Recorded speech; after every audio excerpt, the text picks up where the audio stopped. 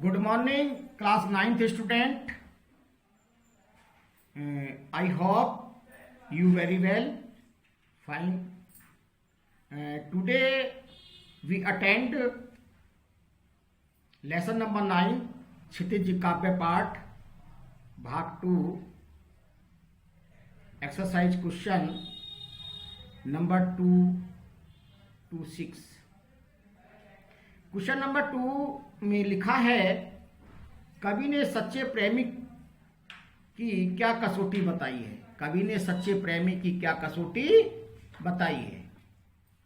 तो कबीरदास जी के अनुसार सच्चे प्रेमी की कसौटी यह है कि उससे मिलने पर मन की सारी मलिनता, मन की सारी पीड़ा, मन का समस्त कष्ट, वियोग, उदासी अमृत में परिवर्तित हो जाए, सुख में परिवर्तित हो जाए। ये कबीरदास जी के अनुसार सच्चे प्रेमी की कसौटी है।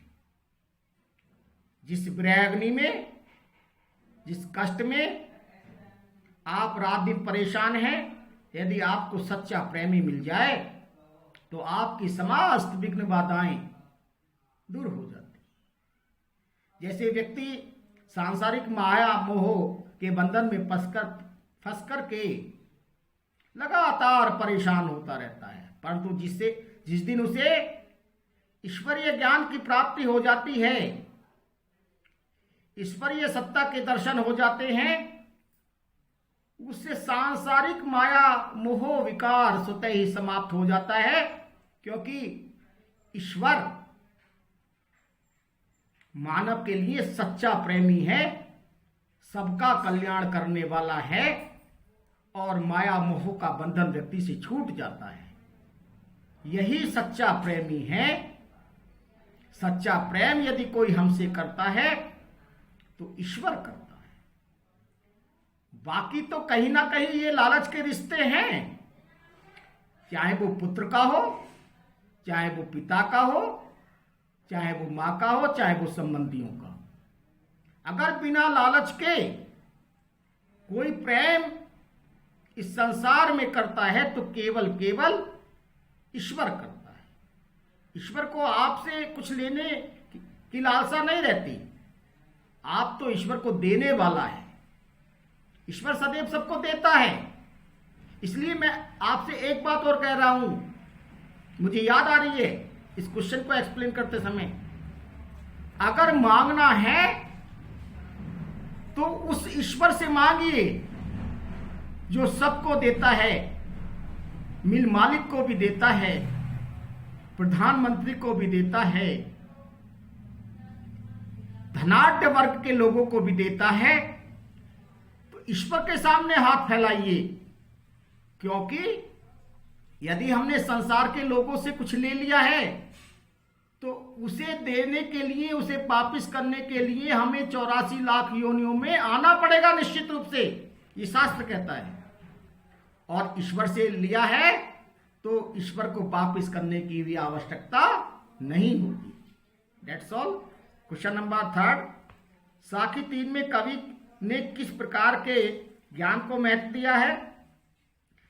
साखी नंबर 3 में, इसमें मैंने पढ़ाया था सहज दुलीचा डार। सहज ज्ञान को अर्थात आध्यात्मिक ज्ञान को महत्व दिया है। क्यों? आध्यात्मिक ज्ञान अहंकार रहित होता है, उसमें अहंकार का पुट नहीं होता। और जिस ज्ञान में अहंकार का पुट नहीं है, उस ज्ञान से हमारा ईश्वर भी हमसे प्रेम करने लगता है। क्योंकि अहंकार ईश्वर को बहुत बुरा लगता है।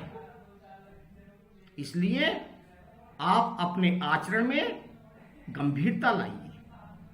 कबीरदास की शिक्षाओं को अपने चरित्र में अंगीकृत कीजिए।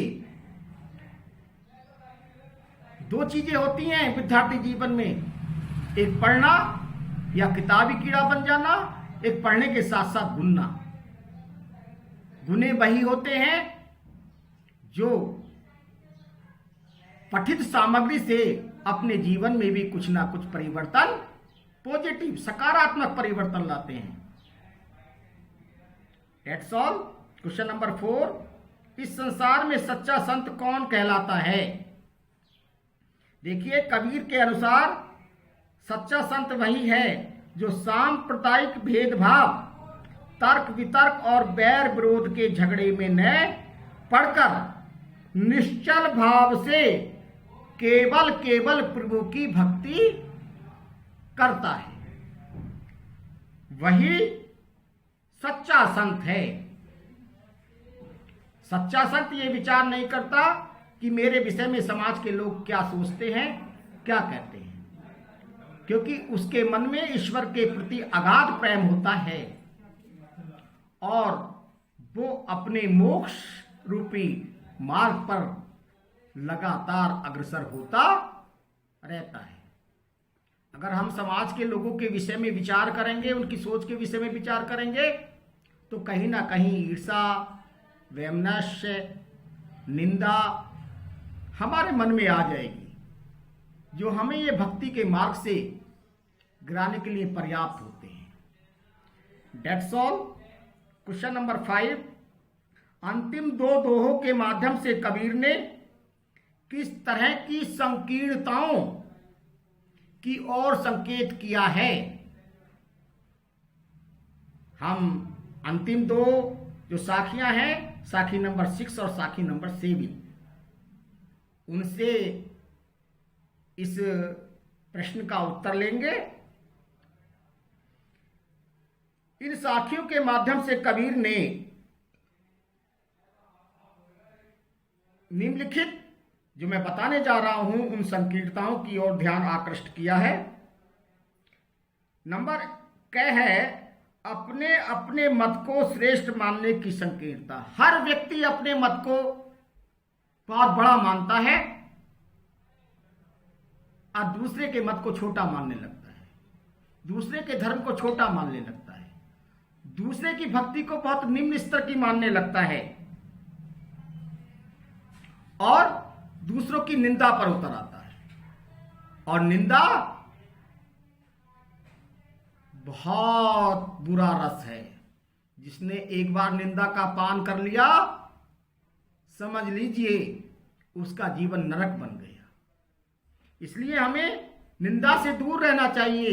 निंदा रूपी संकीर्णता से सदैव हमें बचना चाहिए। अगर हम किसी का अच्छा नहीं कर सकते हैं तो उसके बुरे में भी अपने आप को सम्मिलित न करें। यही मनुष्यता है, यही मानवता है।